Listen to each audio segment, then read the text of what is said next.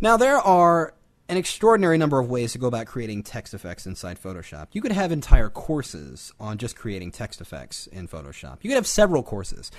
And that's the cool thing about it, is that there's so many different possibilities and so many different ways of trying new text effects that it's virtually endless. It's limitless. People are still discovering new things today with just trying different things, maybe the things they've never used before.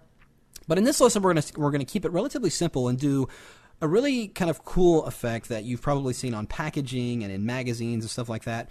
In fact, I'm going to show you the end result of what we're going to be looking at achieving here, and you can see this right here is a number of different, you notice some halftone elements we've got in there, and there's a number of different ways of stacking, beveling, and layer styles on top of each other. And that's what we're going to do in this lesson. And you'll notice it's not that many layers, So it doesn't seem that it looks complex, but it really isn't as complicated as you might think. So let's go over here and rebuild this. So I'm going to go over and create into my new document. And to begin, we obviously need to have some text. So I'm going to go over here in the toolbar, grab my text tool, and let's just click inside the document and set a text layer. And I'm going to type the word party. And we want to use a really bold font in this case. And you'll see up in the, if I double click on that text layer, you'll see up here in the options bar we're using Gill Sans Ultra Bold, really, really thick font there. And I'm going to keep that letter spacing relatively wide because it's going to separate the elements for the next thing I'm going to do, which is turn this text layer into paths. So I'm going to go over here to the layer itself, hold down my control key or right click right on that layer, on the empty part of the layer, and you're going to get this menu, and we're going to go right down here to create work path. And if we go over to the paths panel, here it is, saved as a path. I'm going to go ahead and double click on that and save it, and we'll just call it party. So that path is saved. So I don't necessarily need this text layer anymore, but here's what I'm going to do. I'm just going to turn off its visibility, just in case I need to come back to it. Then let's go ahead and create a new blank layer, and let's go in here and modify these letters. Here's the cool thing about them being turned into paths, is I can go in here and grab the path selection tool and just modify each one of these letters really in a very different way. I'm going to press Command or Control T and free transform this up, Control or right click right on there. Let's access some of these distortion tools. And we'll just kind of bend that in there and maybe put that out there. And I'm going to do that to each one. Let's just kind of make this one a little skinny. And we'll distort this one to kind of bend that in there. And I'm going to come back and modify these a little bit more in a little bit after we've modified these. And let's just kind of push these together. And again, we're just going to distort. Maybe we'll make that one kind of fit in there. And that looks good. We'll bring this T over here and let's transform that. And I'm doing it freely. And we'll go ahead and distort this one a little bit. And I'm going to modify these a little bit more in just a minute. In fact, let's make that one a little bit smaller. But this gets given you the possibilities of using paths in order to create very interesting effects, because you can pretty much apply all these transformation tools to paths as well as images. So let's just bring that down there. So let's grab the path selection tool and select all these. Let's bring them back to the center. And now let's go in here and modify these individually. I'm going to go over here into that path selection tool and grab the direct selection tool. So now we can grab individual points and really kind of give these letters a little bit of a freaky look. Bring that point down there. Let's take the bottom of this R and really drag it down here maybe. That's grabbing the line. Let's grab the point. Just go crazy and do all kinds of really neat stuff to this. Let's take these T and make the lines go a little bit crazier. Well, let's kind of push that right there. And we'll grab this Y and let's just go in here and just play with this a little bit. Let's bring that center point down. Let's kind of squash that in a little bit. Let's make this a little bit thinner too.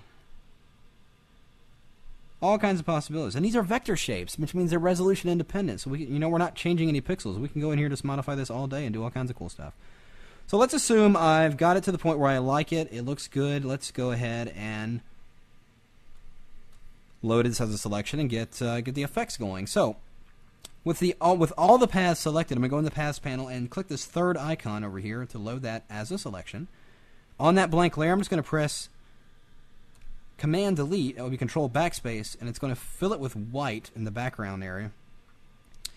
And I want to work against a gray background so I can see the visibility of everything. So I'm going to go hold down my command key and click the new layer icon, press Shift Delete, use 50% gray, and click OK. Now we can see that text on top of there. Now I'm going to go ahead and actually fill this with a color. Let's lock the transparency of the text, and instead of white, let's just use this blue right here, Option Delete. And there we have that. Now, let's start building the many layers of this text. Well, I'm going to go ahead and actually, we're going to go ahead and apply a layer style to this layer. Let's go ahead and select that. Go into the layer style menu, and we're going to choose stroke. And you can see the stroke is being applied. We're going to actually choose a color. We're going to get that kind of orange color that you saw. About like that. And let's make sure the positioning is for the outside, and we're going to take this really big to about 40. It really pushes it out there. It looks pretty cool. So, with that said, I'm going to go ahead and click OK. And I'm going to create a duplicate of that layer. Let's go ahead and just press Command J or Control J, and that will go ahead and create a duplicate of that layer. And let's go in and modify that layer style. I'm going to go in there into the double click on that effects icon, select the stroke again. This time we're going to take the size to half, to around 20, and we're going to change the color to white. And there you see we've got that effect stacking on top of each other. Looking pretty cool. Make this a little bit smaller. Let's make it about 18. Looks good. All right. So I'm going to click OK. Now what I want to do is separate these elements. I want to actually take these effects, these stroked effects, and put them on their own layer so I can add layer styles to even those. So we're going to go into the layer, and I'm going to control or right click right on the layer, and we're going to go down here. Actually, no, you got to right click, control or right click right on the effects icon right here, and right down here at the bottom, it's going off screen, so let me drag this out so you can see. Control or right click right on the effects icon. Right down here at the bottom there's an item called Create Layer. When I select that, notice what happens. It retains the text, but it's now put that stroke on its own layer as a complete shape. Very cool. So let's do the same thing down here. Create Layer. So we've got two instances of the original text here, and I only still need one. So I'm actually going to take this one and actually throw it away. So now all we have is the blue text, that white stroke, and the orange stroke.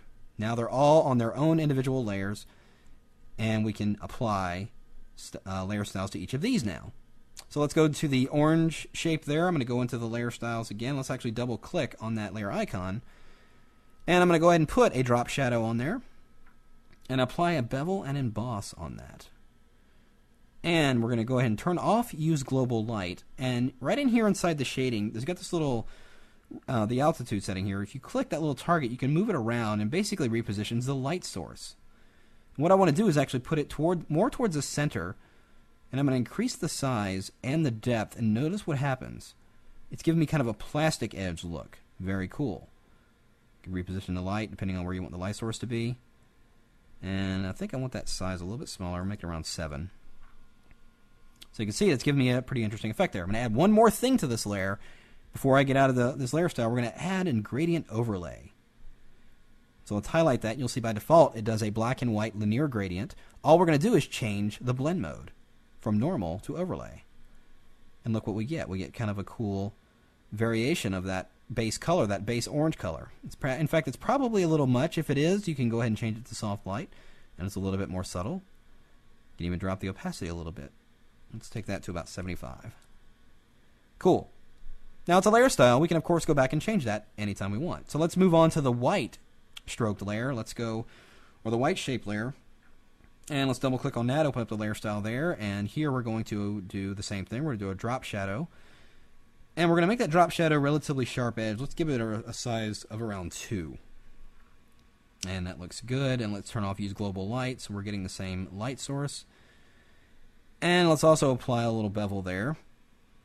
And we're only going to be able to see the shadows, so let's kind of position that target right about here again, just so it gives a little bit of an edge shape to that. If we wanted, we could give that highlight, since we're on white, we can give it a little bit more of a gray, and change that blend mode to multiply. You'll see it gives us a little bit of an edge there, just kind of defining that edge on that white a little bit. Looks cool. Okay, so we'll hit OK there. Now we're on to the text itself. So I'm going to go and double click on that, open up the layer styles there, and here we're going to simply add a very small drop shadow, and we're going to take the size this time down to 0. So it's a nice and sharp edged. Let's zoom in so we can see what's going on here. So see, it's a nice and sharp edged little shadow there. I'm going to leave the opacity at 75. Going to activate the bevel and emboss. Turn off use global light like we did before, and this time we're going to make the size really big and increase the depth a little bit. We're going to reposition that lighting right above here, and you'll see that by doing that it gives me a little bit more defined shape, more of a plastic look on the lettering. Pretty cool effect. Well, I'm going to add one more thing to this layer. We're going to add an inner shadow, and we're going to go over here and change the color of this shadow. Let's go over here and click, and we're going to get a really light blue. I'll click OK. I'm going to change the blend mode from multiply to color dodge. You notice what's going on there. Let's turn off global light here and reposition this shadow. And you can also go inside the text and actually move it around. So see what it's giving me is a really kind of an edge glow there. Just enhances it a little bit. And this is a cool way of stacking layer styles just to create very interesting effects. So I think I like that. It looks pretty good. Let's go ahead and click OK. Now we're almost there. Just got to add a couple more things, and that's those halftone elements that we created. So let's create a new blank layer. And I'm going to press Shift Delete, and again we're going to fill this with gray. And it didn't necessarily need the gray fill. That was just out of habit. But what we are going to do is actually we want to fill it with black. That's a mistake. So let's just set our default colors by hitting the D key. I'm going to press Option Delete, and now we've got the layer filled with black. Now we're going to grab our gradient tool, set white in the foreground, and let's grab that foreground to transparent gradient tool, and it's going to draw from the top to the bottom a very small gradient. I'm going to hold down the Shift key and just give it a little bit of a stroke right there. So we get a little bit of variation there. Now we're going to go into the filter menu and go to Pixelate Color Halftone. And we're going to take all the channels here and take them all to 0. So we're going to 0, tab, 0, tab, 0, tab, 0. And the max radius is really a judgment call here, but unfortunately it doesn't give us a preview when we choose a number. So I'm going to actually put in 10 and see what we get there. That's not bad. So notice the dots are black and the objects are white. I'm just going to invert the values there because that's what I want, is actually the whites, the dots themselves to be white. So let me load this area as a selection. I'm just going to go into channels, and since this layer is the only thing visible, I'm just going to Command or Control click right on the RGB channel, and it will load the light areas, all the white areas, as a selection. And since it's just black and white, and all I want is the white area, that works perfectly. So let's turn off that layer. I'm going to go and create a new blank layer, and let's fill the selection with white. So I'm going to press Option Delete, and we'll fill that area in. And there we have our halftone pattern. Well, I'm going to create 2 duplicates of this because we're going to do a couple more things. I'm going to press Command J twice. So we got 2 duplicates, 3 total versions of this halftone. So let's turn off these 2 duplicates and concentrate on this one first. I'm going to take this one and drag it down right above that text right there, and we're going to create a clipping group. I'm going to hold down my Option or Alt key, and you'll see if I drag between the layers, we get those little overlapping circles. Click in between them, and now it clips it inside there. Then we'll simply change the blend mode of that layer to overlay. And we can just move this and reposition this, and look how cool that looks. So, one last thing is the background. Let's go back to that gray layer, go into my swatches. I'm going to get this little dark red color here, and I'm going to press Option Delete and fill that in. And let's go grab those 2 halftone duplicates that we had. So I'm going to click on this one, hold down the Shift key, and select them both, and drag them down the layer order till they're right above that red background layer, as you can see. So I'm going to turn them on, and let's select the top one and go into the Edit menu, go to Transform, Flip Vertical, and I'm going to hold down my Shift key to constrain when I move it and just drag this up until those halftone dots are right at the top there. And we'll take this one, select this layer, and we'll move this down until it's right about there. So let's lock the transparency on this layer, and we still have that red color for the background still set as our foreground color. So I'm going to press Option Delete and fill that layer. Let's go into this halftone layer, lock the transparency, Option Delete, it fills that red in. And just so you can see, if I turn off that red background layer, that's what we have. And now it's just a matter of changing the blend modes of either one of these. We can't see them because they're blending in with the background. So if we take the top one here and change its blend mode to screen and take the bottom one and change its blend mode to multiply, there we have a very cool, very eye-catching text effect, all built right there inside Photoshop. So you can see the possibilities of using paths, layer styles, and just a few filters to create interesting effects, and you'll get very interesting text effects.